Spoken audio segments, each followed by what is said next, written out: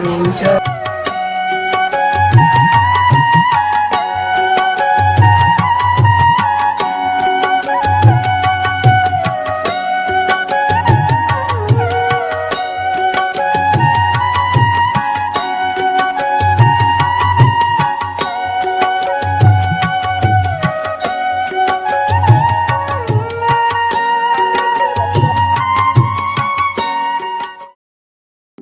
राम राम दोस्तों, मैं भगवान राम का वंशज अभयवीर आपका आपके चैनल में हार्दिक स्वागत एवं अभिनंदन करता हूं। दोस्तों, आज मैं आपको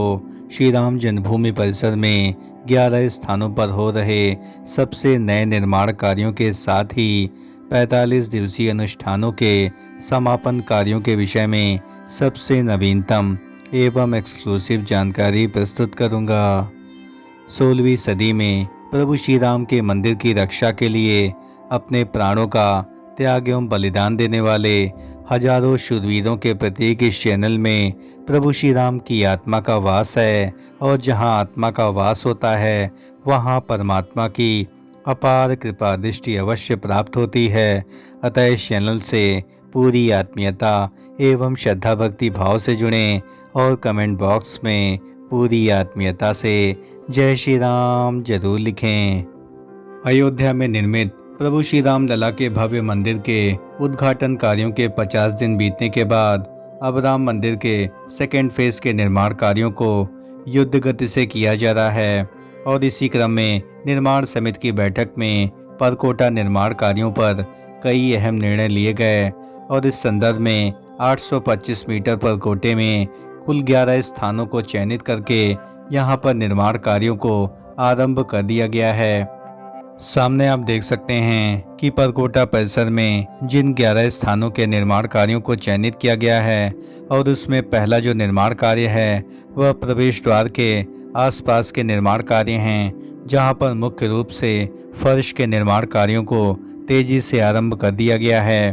और श्री राम जन्मभूमि ट्रस्ट द्वारा प्राप्त जानकारी के अनुसार इस प्रवेश द्वार, जो कि सिंह द्वार के ठीक पूर्व दिशा में स्थित है, इसके निर्माण कार्यों को लगभग पूर्ण कर लिया गया है, लेकिन इसके आसपास जो टनल का निर्माण कार्य है अभी इसको तेजी से किया जा रहा है। और मैंने आपको पूर्वज जानकारी दी थी कि इस प्रवेश द्वार के ठीक बगल में यानी दाहिनी तरफ एक टनल का निर्माण कार्य किया जा रहा है, और वर्तमान में इसमें फाउंडेशन के निर्माण कार्यों को पूर्ण कर लिया गया है। और साथ ही परकोटा में किन 11 स्थानों को निर्माण कार्यों के लिए चयनित किया गया है उसके बारे में मैं आपको महत्वपूर्ण जानकारी प्रदान करूंगा। सामने दिख रहे परिदृश्य में आप देख सकते हैं कि यह राम मंदिर का दक्षिणी छोर है, और यहाँ पर लगभग 4 स्थानों को चयनित करके यहाँ पर परकोटा निर्माण कार्यों को तेजी से किया जाएगा। और इसमें मुख्य रूप से दक्षिणी पश्चिमी एवं दक्षिणी पूर्वी भागों पर निर्माण कार्यों को किया जाएगा, और वर्तमान में दक्षिणी पूर्वी भाग पर टनल के साथ साथ परकोटा के पिलर्स के निर्माण कार्यों को तेजी से किया जा रहा है। और साथ ही दक्षिणी पश्चिमी भाग एवं दक्षिण दिशा में जो भी परकोटे के निर्माण कार्य होने हैं उनको सेकेंड फेज के निर्माण कार्यों के अंतर्गत किया जा रहा है। राम मंदिर के ठीक पश्चिमी दिशा में अभी निर्माण कार्यों को विराम दिया गया है, लेकिन निर्माण समिति की बैठक के बाद अब यहां पर फाउंडेशन के निर्माण कार्यों को आरंभ कर दिया गया है, और इसके लिए श्री राम जन्मभूमि परिसर में पत्थरों की कटाई का काम तेजी से किया जा रहा है। और संपूर्ण परिसर में सेकेंड फेज के निर्माण कार्यों के अंतर्गत परकोटा के दक्षिणी एवं उत्तरी भागों में भी निर्माण कार्यों को अब आरंभ कर दिया गया है। और आप यहां देख सकते हैं कि ऊपरी परिक्षेत्र में बड़ी संख्या में मशीनों को लाया गया है, और यहां पर लगभग 400 से 500 की संख्या में एल&टी के श्रमिक यहां पर कार्य कर रहे हैं। और इसके विषय में एल&टी के इंजीनियर्स द्वारा हमें जानकारी प्रदान की गई कि उत्तरी दिशा में फिलहाल अभी परकोटे के फाउंडेशन का निर्माण कार्य किया जाएगा, और इसके लिए यहाँ पर शटरिंग कार्यों को तेजी से आरंभ कर दिया गया है। और शटरिंग कार्यों के बाद यहाँ पर फाउंडेशन के निर्माण कार्य पूर्ण होंगे, और रिटेनिंग वॉल के कार्य भी तेजी से आरंभ कर दिए जाएंगे। और हमें यह भी सूचना प्राप्त हुई है कि यहाँ पर उत्तरी पश्चिमी दिशा में नए निर्माण कार्यों के संदर्भ में परकोटा के प्रवेश द्वारों के निर्माण कार्यों को भी किया जाएगा, क्योंकि संपूर्ण राम जन्मभूमि परिसर में कुल 4 मार्ग निर्मित किए जाएंगे, जहां से श्रद्धालुओं को राम मंदिर के दर्शन की बेहतरीन सुविधा प्राप्त होने वाली है। और इसके लिए भूमि अधिग्रहण के साथ साथ भव्य प्रवेश द्वारों के लिए परिसर में पत्थर तेजी से लाए जा रहे हैं। परकोटा परिसर के कुल 11 निर्माण कार्यों में 4 निर्माण कार्य दक्षिणी दिशा में तथा 4 निर्माण कार्य उत्तरी दिशा में किए जाएंगे और पूर्व एवं पश्चिम दिशा में 2-2 स्थानों को इस विषय में चयनित किया गया है। और एक स्थान आपको कुबेर टीला परिक्षेत्र में दिखेगा, जहां पर वर्तमान में टीले का निर्माण कार्य तेजी से किया जा रहा है। यानी कुल मिलाकर के 11 परिक्षेत्रों में निर्माण कार्यों को संपन्न किया जा रहा है। राम मंदिर निर्माण कार्यों के संदर्भ में निर्माणाधीन संस्था L&T के प्रोजेक्ट मैनेजर विनोद मेहता जी ने हमें जानकारी प्रदान की कि मार्च 2025 तक मुख्य परकोटे का निर्माण कार्य पूर्ण हो जाएगा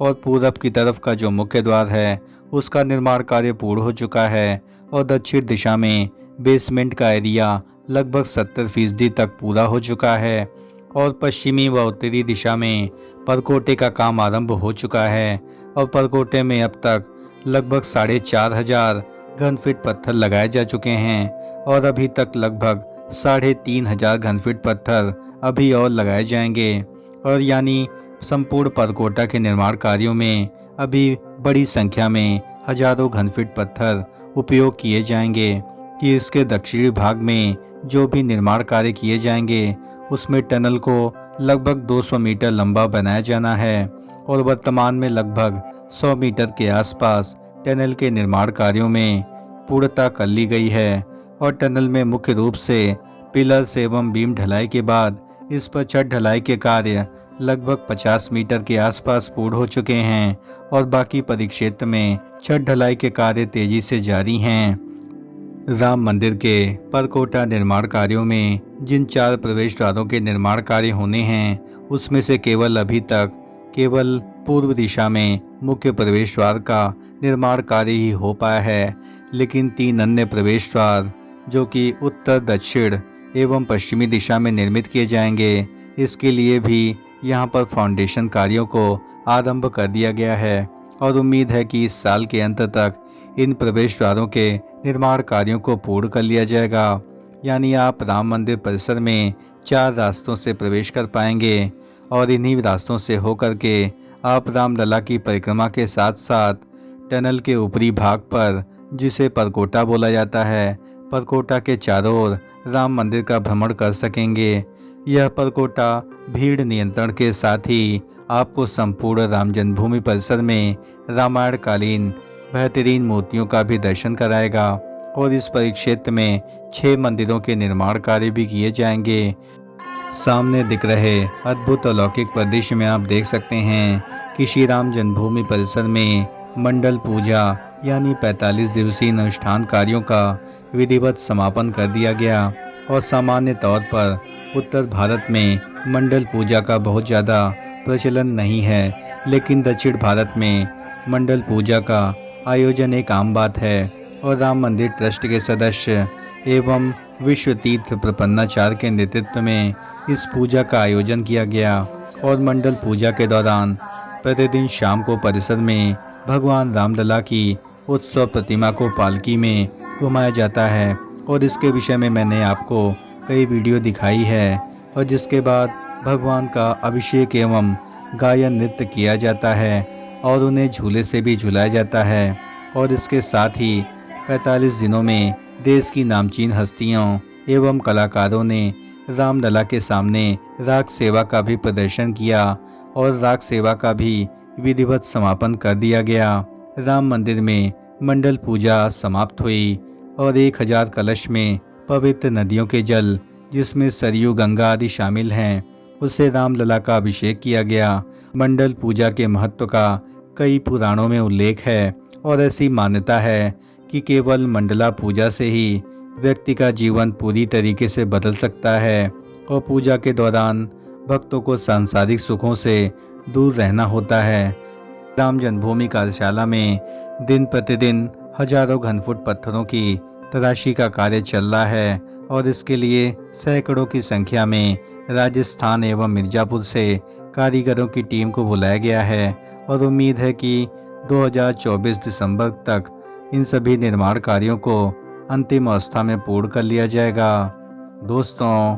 प्रभु श्री राम के मंदिर के 11 स्थानों पर होने वाले सबसे नए निर्माण कार्यों के साथ ही श्री राम जन्मभूमि परिसर में 45 दिवसीय अनुष्ठान कार्यों के भव्य समापन के संदर्भ में हमारे द्वारा दी गई जानकारी यदि आपको जरा भी पसंद आई हो तो इस चैनल का हृदय से समर्थन करें। इस चैनल को लाइक करें, शेयर करें एवं सब्सक्राइब करें और कमेंट बॉक्स में जय श्री राम जरूर लिखें। धन्यवाद। राम राम राम राम।